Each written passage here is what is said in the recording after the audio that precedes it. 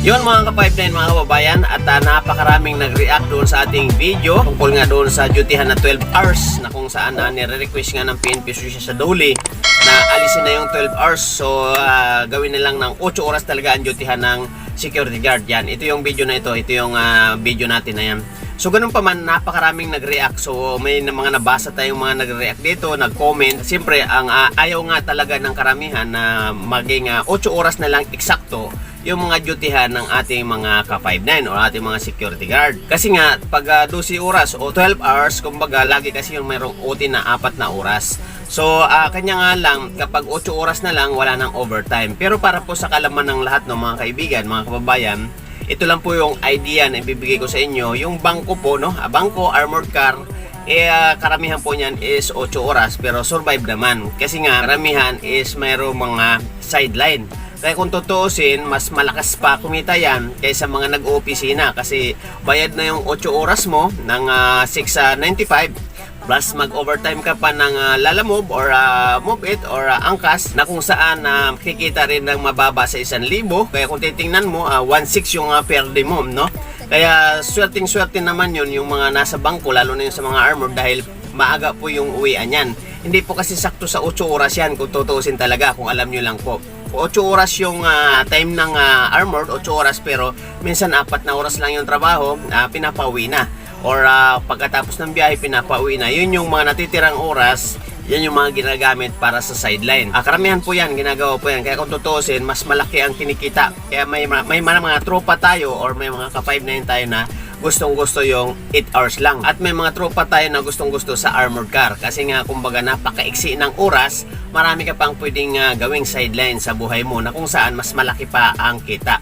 So, para sa mga marunong kasi, ang para sa kanila is mahalaga may kumpanya ka, no? At gagawa ka na lang ng sideline para doon sa mga natitira mong oras. Pero syempre, dito tayo sa topic natin na kung saan yung 12 hours nga at talagang pinaghihigpitan na ng PNP Susya or ng Dole na kung saan pag yan ay na-approve is bawal na dumuti ng 12 hours. At yun na nga, yung 12 hours na yan po mga kaibigan, mga kababayan, mga ka-5-9 ay depende po kasi yan sa situation. Kasi meron pong mga nagjo-duty ng 12 hours pero hindi po yun bayad ang 4 na oras. Marami pong ganyan. Sa mga maliliit na agency, 12 oras yung duty ng security, pero ang bayad noon is 8 oras lang. So wala yung overtime na 4 na oras. Kaya loging-logi. Pabor naman sa kanila yan kung halimbawa gagawing 8 oras na lang talaga yung dutyhan. Kasi nga kung gagawing 8 oras na lang talaga yung dutyhan, maobliga ngayon yung mga agency na ibigay yung tamang pasweldo, yung minimum. Kasi kung babaan pa nila yung sa minimum, yung 8 oras is liliit na masyado yon. Kaya halatang halata na yon. So dito kasi sa mga ginagawa ngayon ng mga agency, yung 12 hours pero wala sa minimum is hindi masyadong halata. Kasi kahit bigyan mo ng saktong 6.95 pero ang duty mo naman is 12 oras, hindi masyadong halata. Parang minimum pa rin. Pero kung marunong ang mag-compute yung ating mga ka-5-9 is kulang na kulang. Kasi nga lumalabas niyan, ang 6.95 is nakapaloob lang yan sa 8 oras. Then per hour na ang bilangan doon, yung 4 na natitira, kung 12 oras ang duty mo. So magkano ngayon yung OT? Mahigit 100 na. So halimbawa, 4 na oras, di halos 400 din yun. Plus 695, kaya 1,000 mahigit yung ating 12 hours dapat. Kung yan po ay kukwentahin ninyo. Kaya mga kaibigan, mga ka-5-9, meron tayong mga ibang comment dito, no? Na kung saan babasahin natin yung mga reaction doon sa ating video na kung saan magaganda yung mga reaksyon. Sabi nga dito, mayroong isang nag-comment dito, di ko na lang basahin yung pangalan, no? Okay lang 8 hours kung gagawing 1K yung sahod ng 8 hours. Sir, payag siguro ang lahat. Yes, oo. Number 1 yan. Kasi nga, kung 1K ang 8 hours, maganda na yon. Maganda na ang kitaan doon. Talaga. Kasi nga, kung 1K, lumalabas na yan na 30, halos 30,000 na yung isang buwan mo. Kaya good na good yun, yung 1,000 na yun. So nasuportahan naman ng isang nag-comment, tama, okay lang, basta 1K ang 8 hours dahil sa OT na lang tayo nagpapatas ng sahod. Kung mawawala pa ang 4 hours OT, paano na? Yan. Tama naman. Kung halimbawa, katulad nga ng sabi ko nakaraan, kung halimbawa mag-adjust sila ng 8 oras, kailangan lakihan din yung minimum na security. Kasi nga, ang security is hindi naman talaga basta-basta lang ang trabaho. Mayroon tayong lisensya na nire-renew, no? At nagagastos tayo taon-taon. no?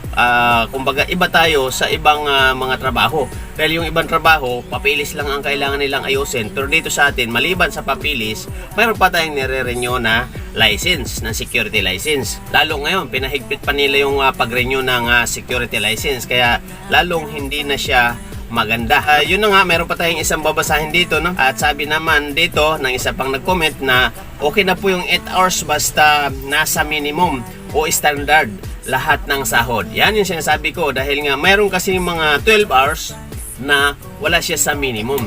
So tama, magpapabor kasi ito yung mga 8 oras na sinasabi dito doon sa mga nagjo-duty ng 12 hours pero hindi bayad yung 4 na oras. Doon magpapabor yan kasi mag-a-adjust yan. So medyo mahaba nga lang ang usapin yan kasi itong mga kliyente naman hindi ganun kalaki yung kontrata doon sa mga agency. Kaya malaki talagang adjustment yan. Kaya ganun pa man, may nag-comment nga rin dito sa video natin na yun na malabong mangyari. Malabo pero kung talagang gagawin ng duli yan is po pwedeng mangyari. Pero sabi ko nga, yung 8 oras is policy na po yan. Nandyan na po yan sa duli noon pa man. Kanya nga lang, pagdating sa actual scenario, is meron talagang mga nagpo-posting ng 12 oras. At hindi lang, dahil nga meron pang minsan 36 hours, meron pang 48 hours. Pero yan po yung case-to-case basis na kung saan walang tao na inalalagay yung mga agency. Kaya nag-i-street yung mga security guard. Pero tanda natin, ang laging duty natin talaga is laging 8 hours lang dapat ang duty natin. Kung maghigit man sa 8 hours yan, dapat yan ay overtime. At kung maghigit man doon sa 12 hours yan, dapat yan ay overtime, tuloy-tuloy overtime po yan. So pag nag-straight ka ng 24 oras, actually, binabawal na po talaga yon pag 24 oras na. So ang agency na yung po pwedeng masanction dyan pag may mga ganyang kaso. So ito, mayroon pa tayong isang comment dito, no? Ito po yung sabi niya, dapat 12 hours lang ang duty, wag naman na 24 hours or 36 hours. At sana ang mga agency naging mapagmasid o na sa mga officer.